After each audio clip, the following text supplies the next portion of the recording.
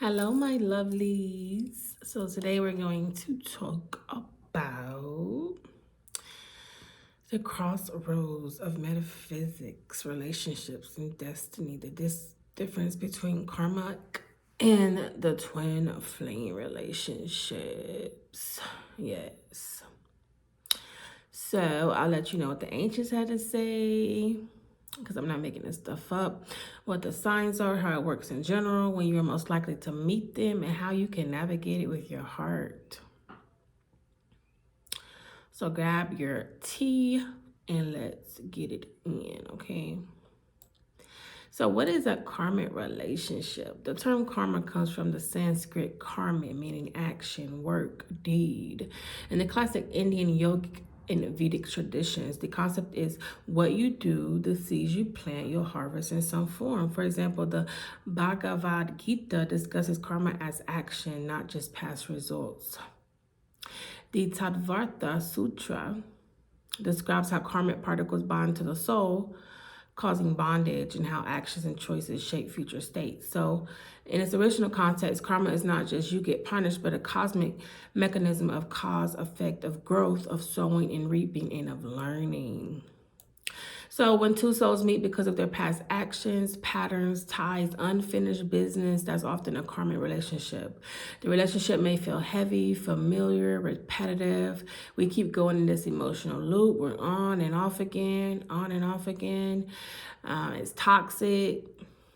According to Karma in Relationships article, our previous actions influence the patterns of people we meet, how we attach, how we relate. Thus, a karmic relationship often is a mirror and clearing more than a smooth bliss ride. Signs that you are in a karmic relationship: instant attraction but little stability or foundation, a repeated pattern, I've been here before feeling, constant arguments or conflict in the relationship, power struggles, competition, one or both of them feel stuck or drained, domestic violence, the relationship triggers old wounds, brings up heavy baggage rather than light joy. The relationship may serve more for a lesson or release than long-term growth in the usual sense. After the relationship, there's typically some form of release or transformation, maybe even painful.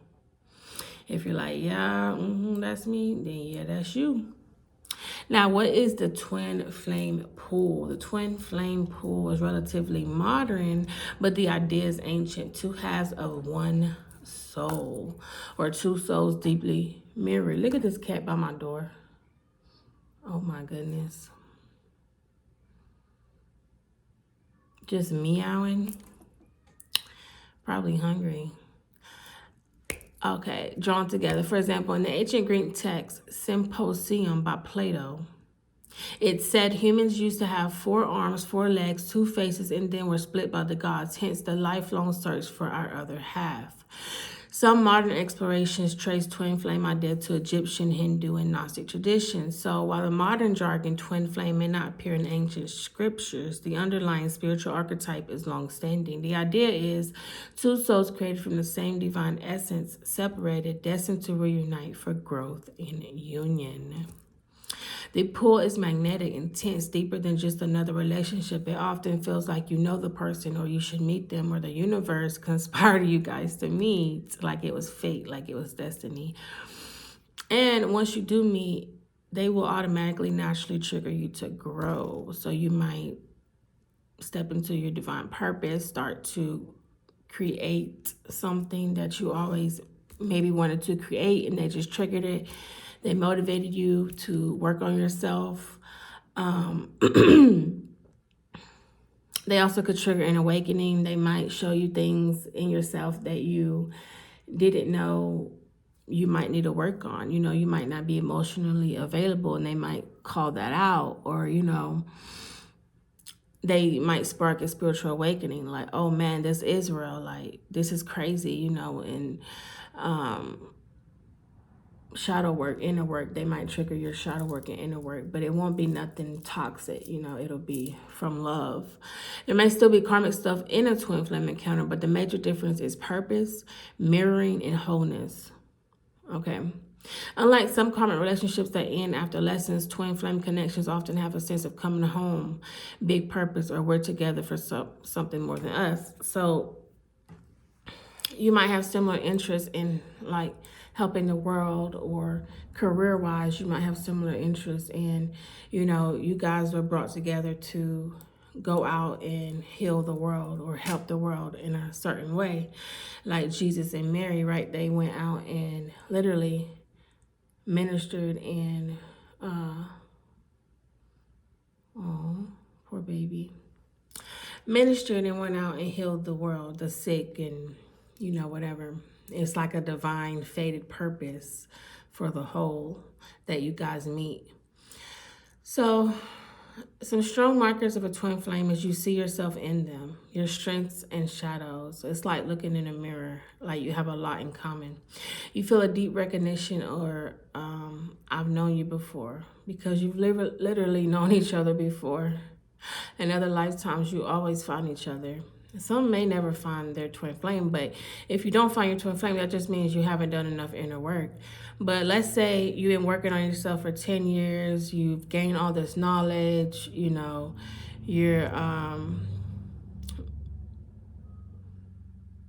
you have all this wisdom and you've applied it.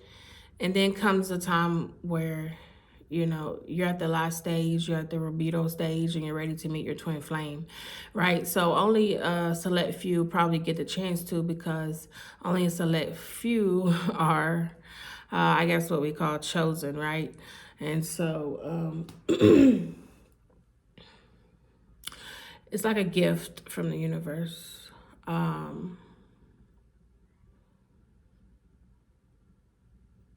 Yeah.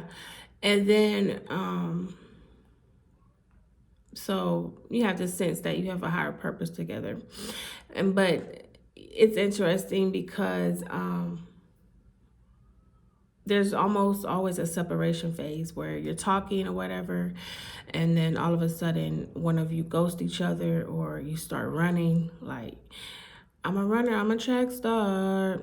Like, you just start running from the feeling, because it's scary to you probably. You don't know what to think of it. You don't know, you're trying to maybe even end something that you're already in so you can be ready for the person or whatever. But there's almost always a separation phase, like a runner chaser dynamic. But this connection can never end. The pull will remain. After meeting, your life starts changing in profound ways. Not just we're loving each other, but we're being moved.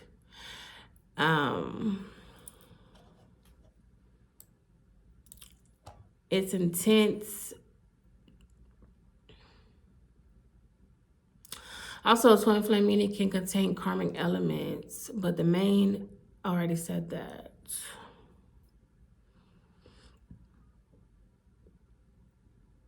So,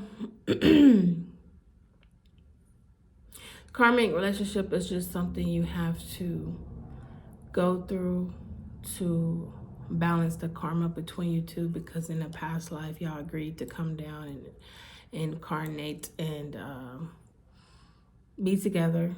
Because even in a karmic, you can help each other grow, but it's gonna be like more in a toxic way, right? And you're not supposed to stay in that relationship. So timing and readiness, you'll most likely meet each other when you're in a state of transition. Your inner world is shifting, or maybe even the outer world is also shifting, like a big planetary shift or a big cosmic shift is happening. And then you end up meeting each other because it's time. On the divine clock, it's time. For twin flames, it often happens when you're no longer looking for love, but working on your purpose. The alignment is right. For common relationships, the meet may happen earlier, sometimes to trigger the lesson you need. It might not wait for perfect readiness. So you're most likely going to be in the karmic first, and then the twin later on in your life, once you've done your inner work and you're ready to start stepping into your divine purpose and stuff like that.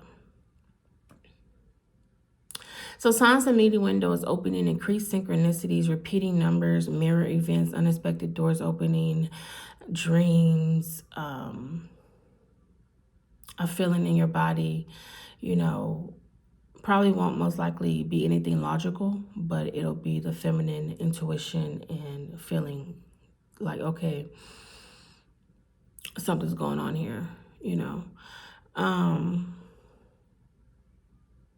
And signs like your ancestors, angels, and higher self and soul team will start sending you signs. So for me,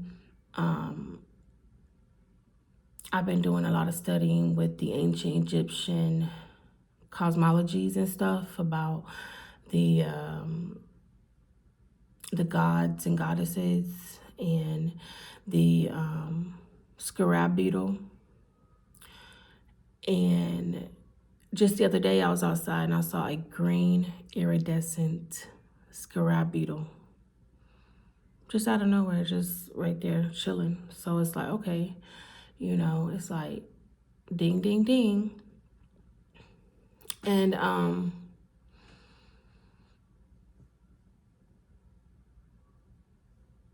for twin flames, you may feel a sense of destiny, you know, like you're meant to meet on your life path.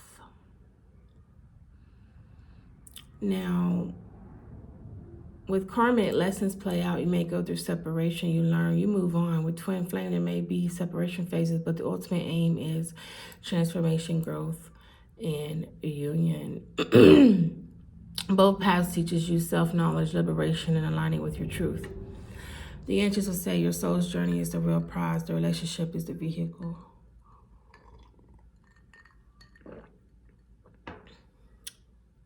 So do your inner work, heal your ego and your wounds. If you bring heavy baggage, you'll attract heavy karmic ties. For twin flame readiness, you need inner alignment. So also, like, just look at yourself and say, where am I at in life? Am I doing what I'm supposed to be doing? Am I toxic? Am I in alignment with my higher self? And if so, then if you meet someone, then you most likely can tell who they are based on that. And for me, whoever I meet right now and whoever I'm probably attracted to is going to be my twin flame, because I know who the fuck I am right now and I know all the work I've put in and I deserve love, okay? So stay in line with your purpose. The twin flame often activates your mission. Be honest, intense isn't always sacred. If you're repeating drama, check if it's karmic rather than mystical. So you can still be honest with your twin flame. Like, hey, I feel like, you know, this, I feel like this, because you're still supposed to be that mirror. But they should be more receptive. You know, they shouldn't go based off ego and get defensive. You know, if it's a twin flame, they should be receptive. So maintain healthy boundaries, especially if you suspect a karmic relationship. You don't have to stay stuck. And also, a karmic relationship can be hard to leave because you probably spent a lot of time with them and, you know, you get a trauma bond. It's not a real bond, it's a trauma bond. And you feel like you need them. They feel like your comfort. It's weird because it's actually sick. They do feel like your comfort, but they put you through so much abuse and, you know, you've both gone through so much abuse. It's like, how can you not see that we're not supposed to be together? This is not love. You know what I'm saying? So surrender the outcome, whether you meet your twin or release the karmic bond, surrender to the flow of the universe. Don't rush. Whether karmic or twin, timing is critical. The ancients emphasize readiness more than meeting. Have humor, remind yourself, okay, universe, I'm listening. So there we have it. Karmic and twin flame, two powerful archetypes at play in the cosmos of relationships. One, karma often teaches, clears, releases. The other often awakens, aligns, and unites. Ancient wisdom reminds us that the soul is on a long journey, that our connections are part of the tapestry, and that ultimate wholeness starts within. If you found this helpful, please hit the like button, subscribe, and comment for me. Thank you, and let me know, what journey are you on? Stay beautiful, stay bright, and keep believing in love. Bye.